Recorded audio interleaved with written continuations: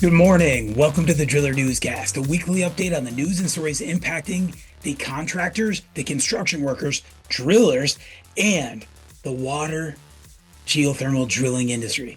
I'm your host, Brock Yordy, and episode 120 is brought to you by our friends at Grundfos. Grundfos leads the charge in revolutionizing water management, collaborating with stakeholders worldwide. They engineer intelligent, sustainable pumping and solar-powered solutions. Grundfos and the water industry work together to optimize water management across the entire cycle, shaping a brighter, water-secure future. Thank you, Grundfos.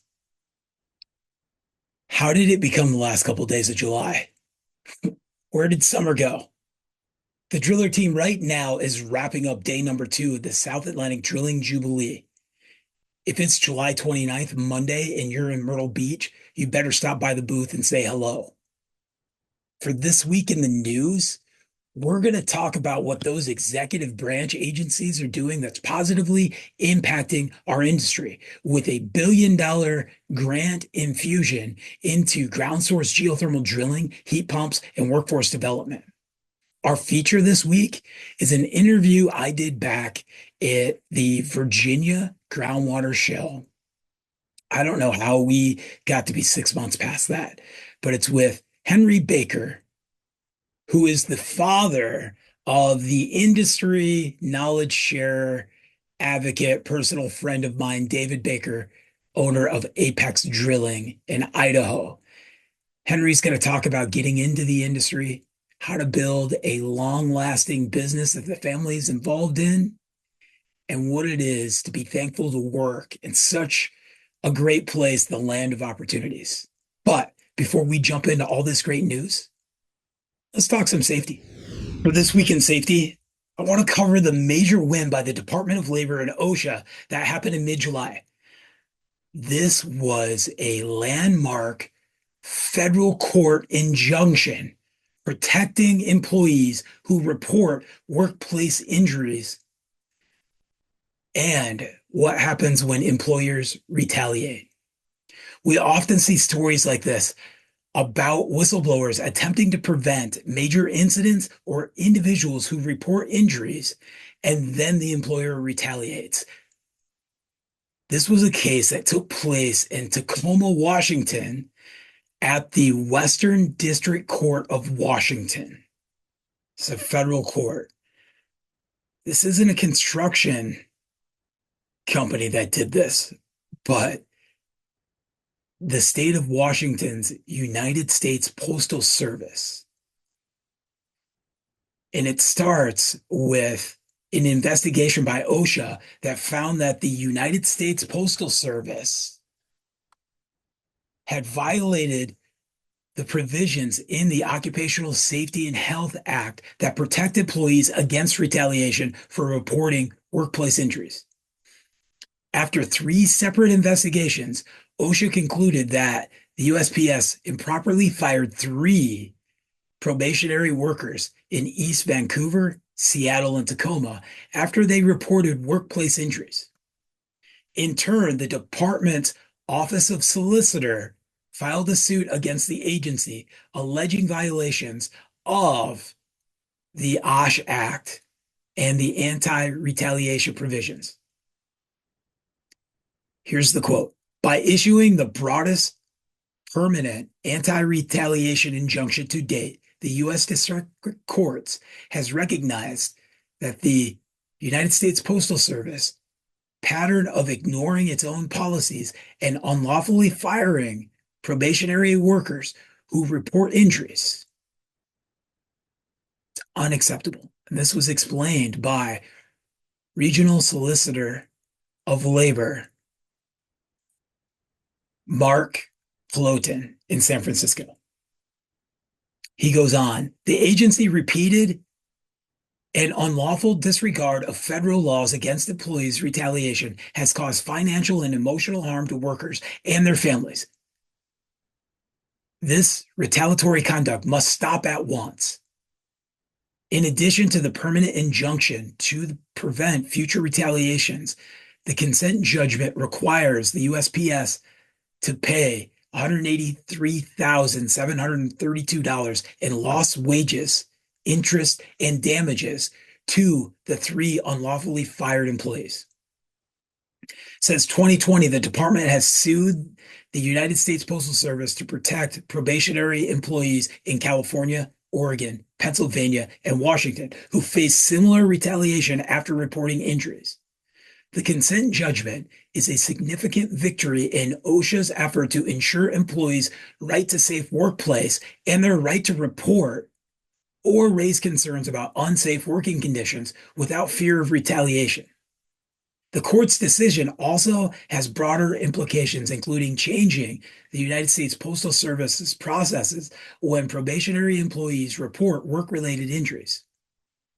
The court's order required the USPS to implement unprecedented measures, including the following: provide probationary employees who report workplace injuries equal opportunity to pass probation, supply probationary employees who report workplace injury information needed to file a workers' compensation claim during their orientation. Have a human resource or labor relations officer review all proposed terminations of probationary employees who reported a workplace injury. Provide workers with a specific notice and training related to employees' rights to report work-related injuries and related medical restrictions free of retaliation.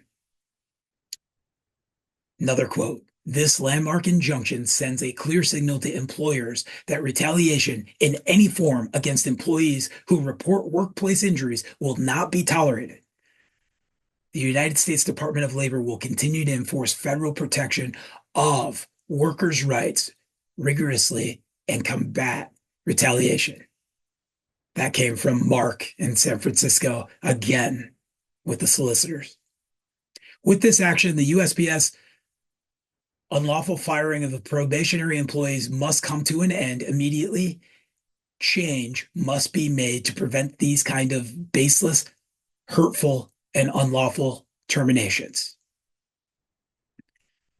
I want you to think about our industry and that postal workers that are working in the field, working alone, engage many of the same risks and dangers that we get into with animals, slips, trips, and falls.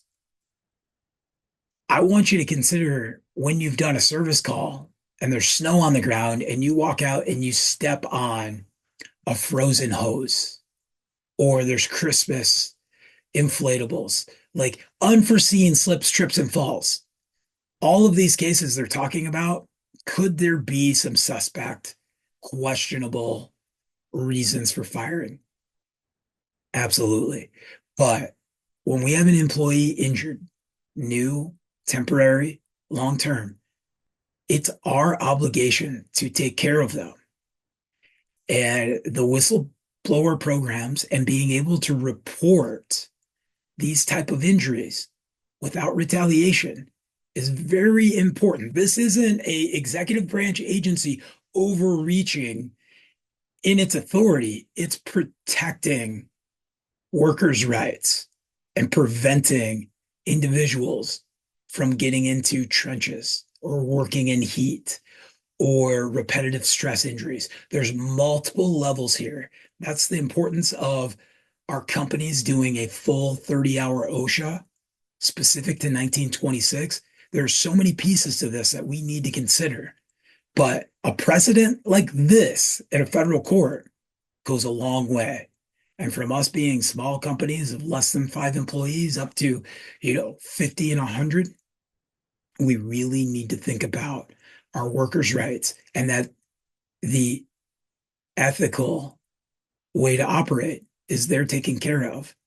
And if there's an injury to be reported, it must be reported. Go out, be safe. For this week in the news, we had an amazing announcement from the United States Environmental Protection Agency. That's right. We've been beating up on them pretty hard lately. And again, here's an executive branch agency under fire. And I filmed an entire session with our Washington correspondent, JJ Smith, on the hearings about protecting the waters of the United States and the massive grilling of EPA Director Michael S. Reagan that happened a few weeks ago.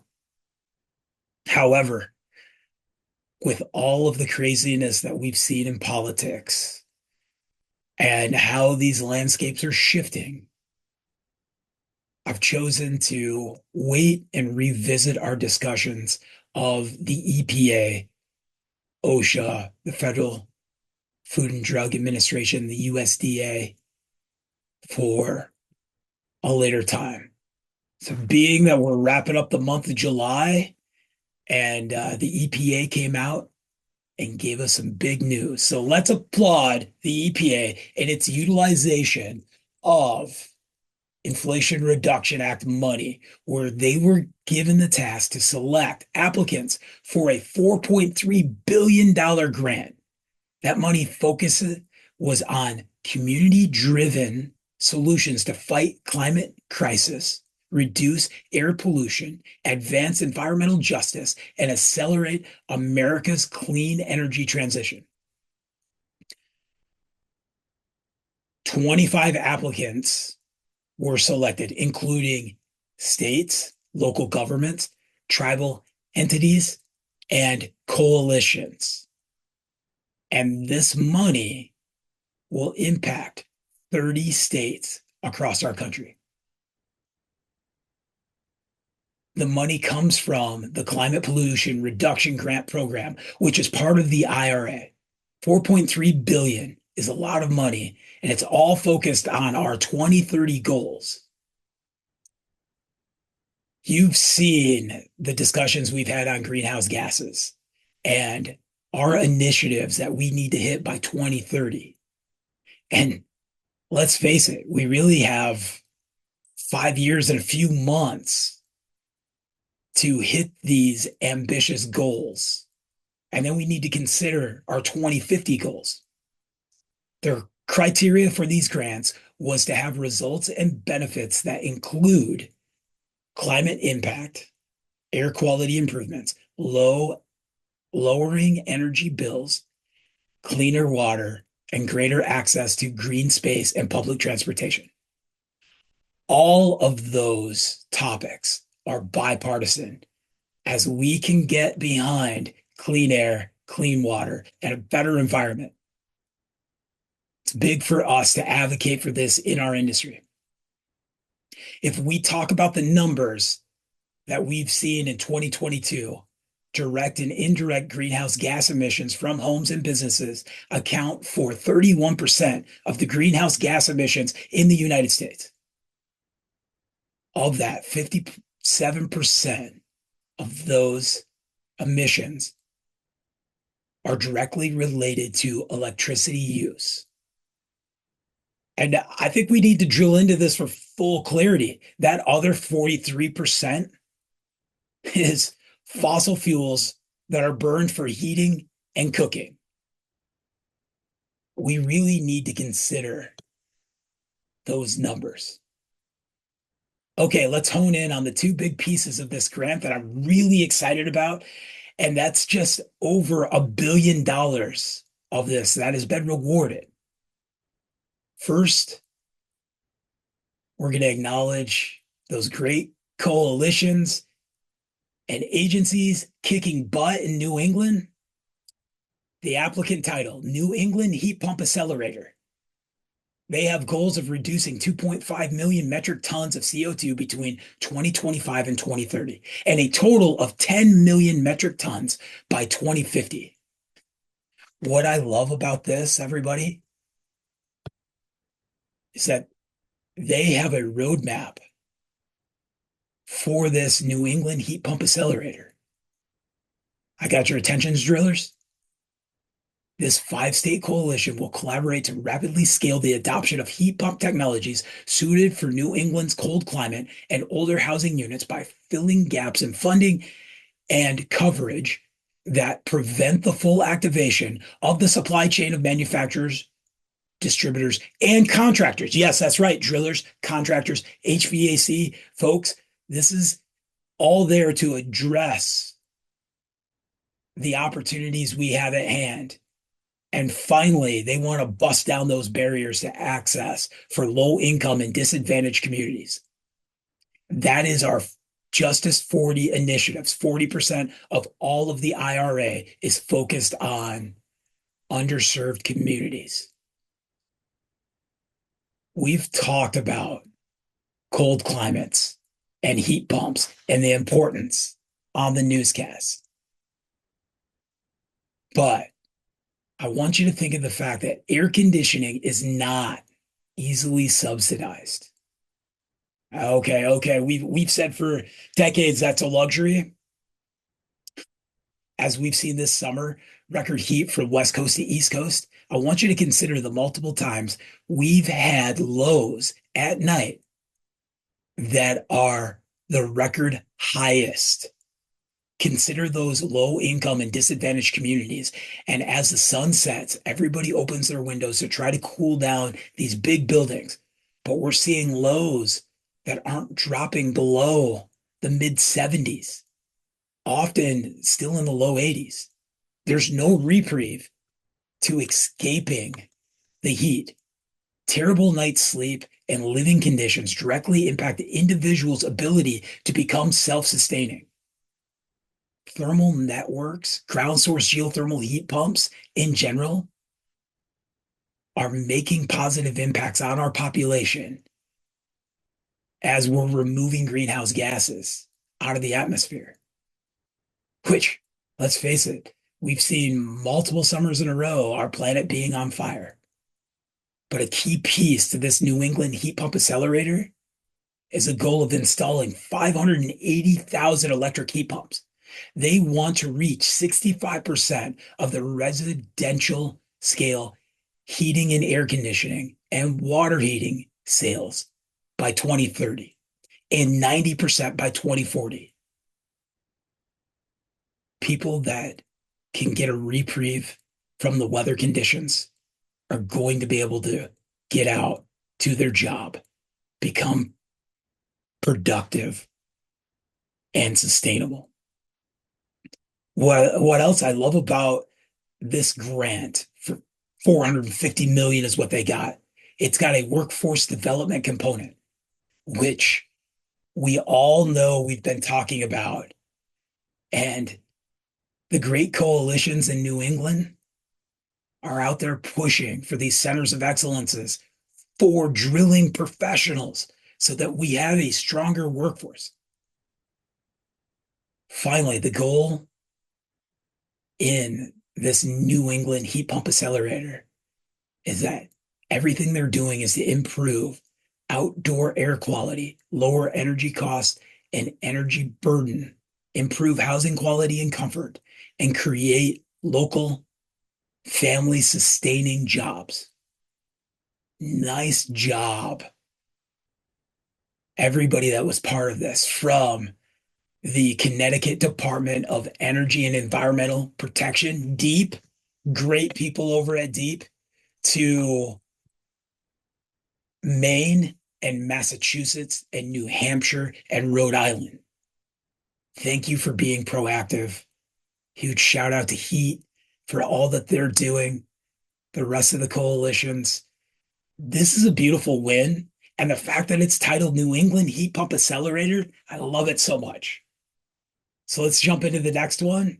Second applicant that I want to shine a huge spotlight on because it's right down the road from my house is the Illinois Environmental Protection Agency. They were awarded 430 million with a goal of removing 8.5 million metric tons of CO2 from 2025 to 2030 and ultimately hitting 57.4 million metric tons of emissions by 2050. That New England accelerator was 10 million metric tons across New England. Illinois is eclipsing that at 57 million metric tons by 2050. Illinois stated that their goals are in line with the Paris Agreement and the Illinois Climate and Equitable Jobs Act, which commits the state to 100% carbon-free power by 2045. The grant will fund 5 priority reduction measures focused on building and industry decarbonization, freight electrification, climate smart agriculture, and fossil fuel retirement. Everybody, last year at COP28, the United States, along with 200 plus other countries, committed to a smart transition away from fossil fuels for energy production. So where's this money going? To accelerate clean, efficient buildings? They have goals of retrofitting 1,200 homes and 2.3 million square feet of commercial space, along with, and I love it, workforce development and training hundreds of clean building contractors. That 430 million will go in providing incentives for workforce training and technical assistance to reduce greenhouse gas and diesel emissions from freight, including trucks and trains. The big piece here again, everybody, drillers, HVAC contractors, engineers, is the big goal is to create a stronger workforce with high quality jobs that can help us install this, and giving opportunities for low income and disadvantaged communities to increase accessibility into this employment. We say we need more contractors. We need more drillers. We need more individuals helping us meet our 2030, 2040, 2050 goals. It starts with finding a whole entire new workforce and empowering them. This is excellent. Let's go out and make some money. Our feature this week is with Henry Baker. He's been in the water well industry, the pump industry for a very long time.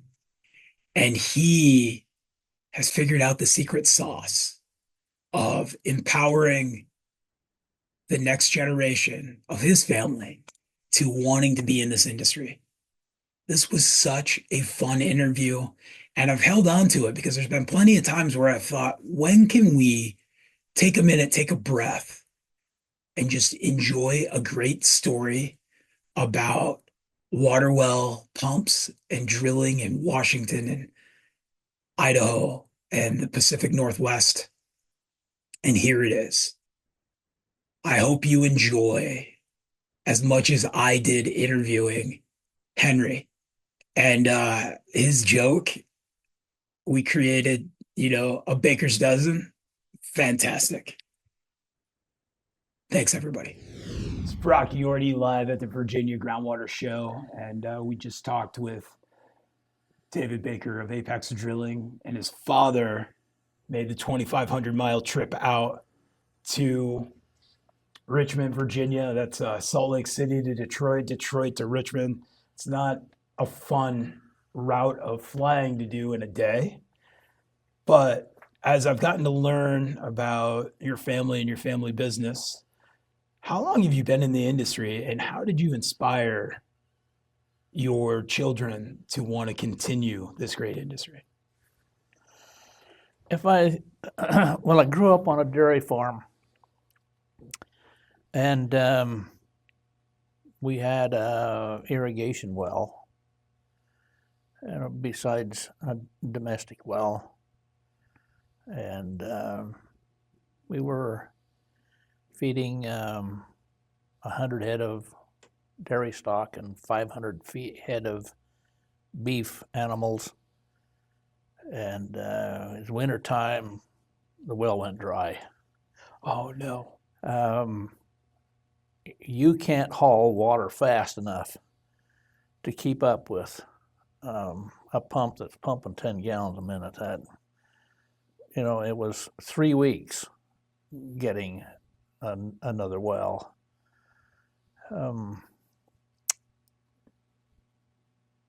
I learned to appreciate water at that point. Learned how to work. Family had 3 sisters and 2 brothers. There were 6 of us. And Mom and Dad decided that we could run the dairy and 100 acres of farm as a family.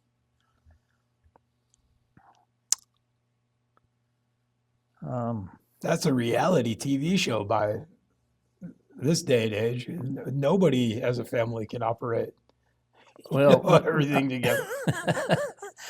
Well, and I don't have. We grew up without TV. I was 14 before I ever saw my first TV, and during my growing up days, TV was something some of the neighbors had. But anyway, we did it. And then at the age of 19, I went on a mission for the church, went to England, spent 2 years there.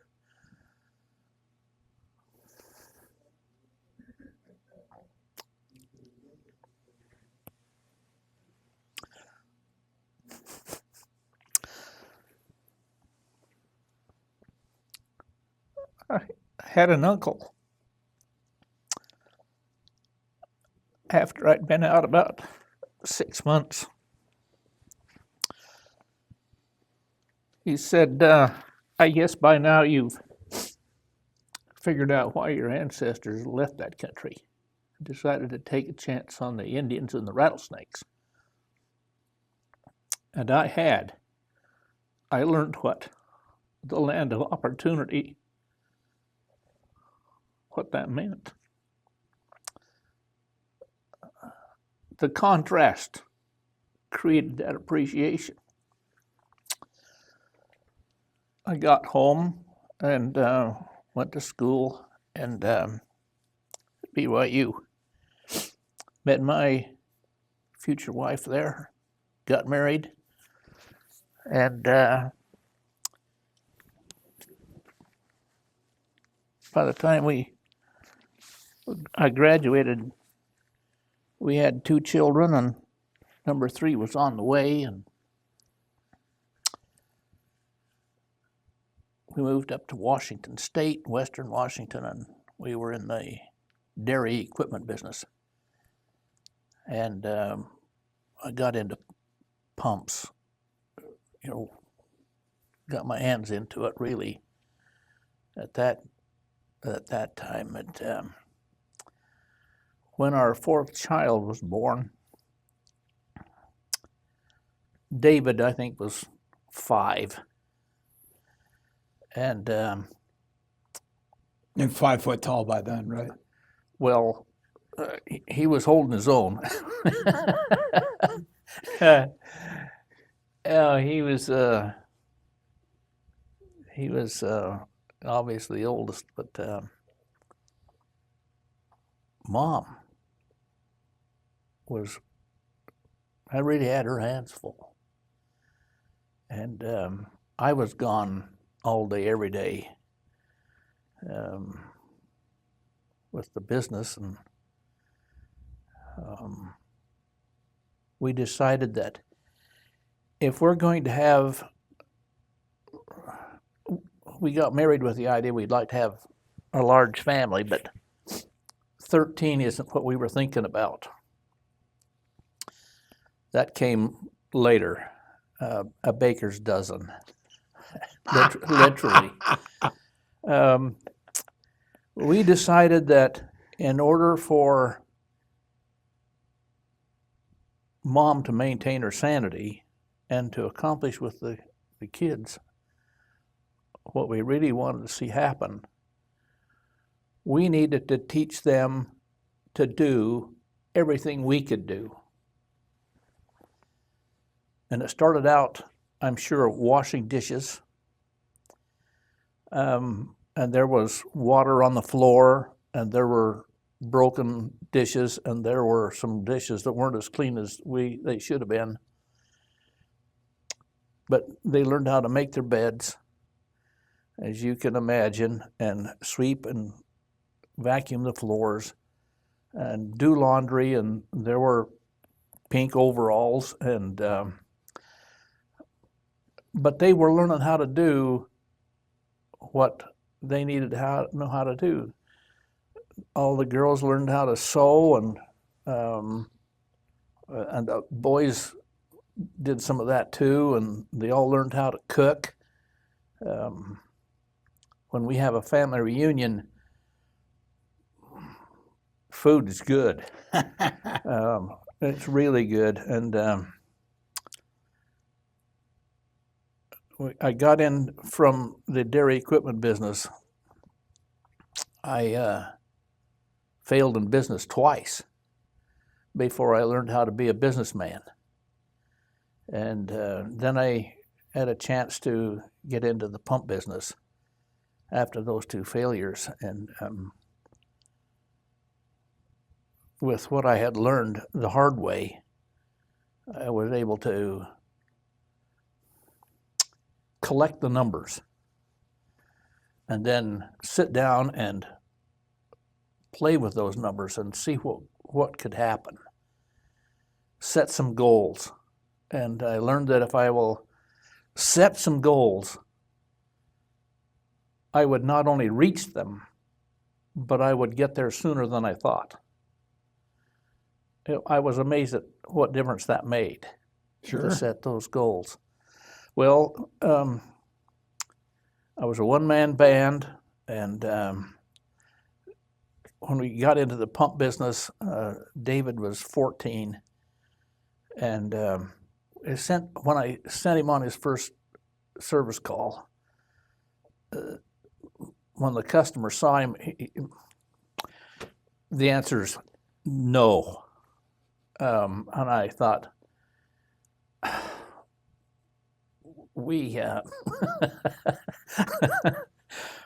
my dreams and hopes had been dashed. I thought, if this is the way it's going to be, then I'm in trouble. But like a lot of things we did, the first move out of the chute was a failure. And after that, it went up. That's the only time any of the boys, and there were 7 of them, any of the boys ever were denied being able to go ahead. And I had several phone calls. Mr. Baker, is this young man out here, is he your son? I didn't know whether I was going to get a whipping or what I was going to happen, and I'd have to say yes. And they'd say, they've done a great job. They knew what they were doing, and they completed the job, and I was complimented on those boys, and I thought, that's, we're in. We can make this go. Well, anyway, every one of the boys, I remember Stephen, his next younger brother, left on his mission. He went to Peru. He made the comment, he says, I don't care if I ever see another pump in my life again. And now he and his younger brother own that business. They all had to leave. And you let them. You let them leave. No, I was forced. Oh, But okay. they all left. They all had to leave. And in that process, got a perspective of what the pump business could do. And when the opportunity for them to come back, and they did. And they've done extremely well. Without having been able to get the perspective, I'm sure that it would not be the same. But they all had to leave. They all had to get away from Dad. They had to get out of the house. They had to spread their wings and find out what it was like in the corporate world. and say, you know what? That business is a good business, and I'd like to get back in. I say there's nothing more spiritual you can do than helping make water come out of the ground. As I've gotten to do it in different places, but right now I have, goosebumps thinking about it. But it does take a moment as a son that said I'd go be a Hollywood star or something. And then suddenly here I am talking to you about water wells. It does take that moment of, realizing the importance, how special it is. We had the philosophy of same day service. You call today, we'll be there today. If they called at 5 o'clock in the afternoon on a Saturday, would I put them off? No, I wouldn't put them off. I would be there. And I learned that good service sold more product than salesmanship. I tried every trick in the world, advertising-wise, to promote my business. And about the time I got out, I realized the good service we rendered was what built the business. And it's continued. Yes. The boys still offer that same service. You call today, we'll be there today. We were in a national groundwater meeting in Las Vegas. A man from Caterpillar was bragging about he could provide parts in 2 days. How many of you can deliver water in 2 days? I thought, we deliver water in 2 hours on a regular basis and can do it in 1 if we have to bring it in a water wagon. Yeah. So the service, being able to provide that kind of service is a tweak in how you approach it. But when we got into the drilling business, we wanted to do that 25 years sooner. But I didn't have the money, didn't have the expertise, didn't have the equipment, didn't have the personnel, didn't have a license. Now, I don't know what else there is you need, but those 5 items Pretty big. really kept us out. And we had an opportunity to get in. We took it. And the spillover of our pump service reputation and our ability to do the hard things. We were in. We worked hard, but we always had a well to drill. And I credit that way back to being on a dairy without water, how important it is. I don't know if there was ever a weekend or a holiday that we didn't at least get a phone call. Yep. Didn't always have to go out. But I remember one Thanksgiving day, 9 o'clock in the morning, got a call. And the lady says, I know it's Thanksgiving Day, but I've got family here and we don't have any water. Is there any way? I said, ma'am, same day service, and we don't care what day it is. I'll be there as soon as I can drive it. Well, we learned that 6 calls out of 7 would be a service call. Sure. So going out on Thanksgiving Day was probably a 1-hour excursion. You come back, how do you feel? Feel good. You feel like you're the king for the day. Like a superhero. Yeah, and that woman will love you forever. Yeah, it just makes you feel good. So how do I feel about being able to get water? it's a miracle. We can't see what we're doing. We could almost do it at night. Were it not for a safety issue, we'd be just as good at night as we were in the daylight. Sure. And it's a good feeling. That's a great place to wrap up. I really appreciate your time today, Henry. Thank you. Thank you. Thank you for joining us for episode 120 of the Driller Newscast. Man, summer's over. As I pulled this footage to put together this interview, it's 6+ months old. Where did the year go? In less than 6 months, we'll be back at state shows. And right now, more than ever, from local government to state government to national government, it is important for us to be part of our state associations for groundwater, for drilling professionals, for geothermal professionals.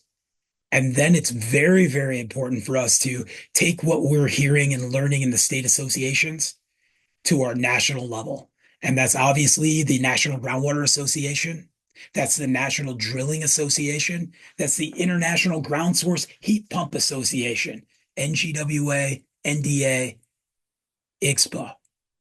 And of course, we have the newly founded Geothermal Drillers Association. And if you're curious, we need you. We need your voice. And it's going to be an exciting time to be part of the geothermal drilling industry. And as I think of this, before we get to our state shows coming up after the new year, before we know it, we're going to be at the NDA in Cleveland in September. New York Geo is happening in October in Brooklyn. And then we have the National Groundwater Show in Las Vegas. God, that's a fun time in December. And then the year will end, and before you blink, it'll be March, and IGSPA will be happening in Champaign, Illinois, with the Geothermal Alliance of Illinois. All very important for us to be part of, sharing our knowledge, continuing to progress this industry, advocating for what's right.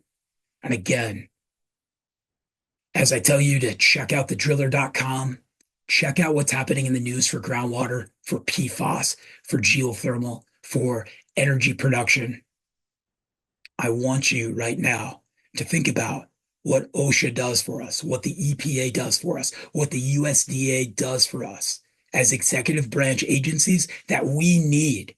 So as we're electing the leadership for 2025, and I don't care again about the presidency, I want us advocating for our local to state to our Congress, who, if we're going to eliminate executive branch agencies, Congress is going to get a whole lot more busy and needing to get efficient. And with that efficiency is going to have to come the laws. This is very big. Thanks, everybody. Wow, it's August.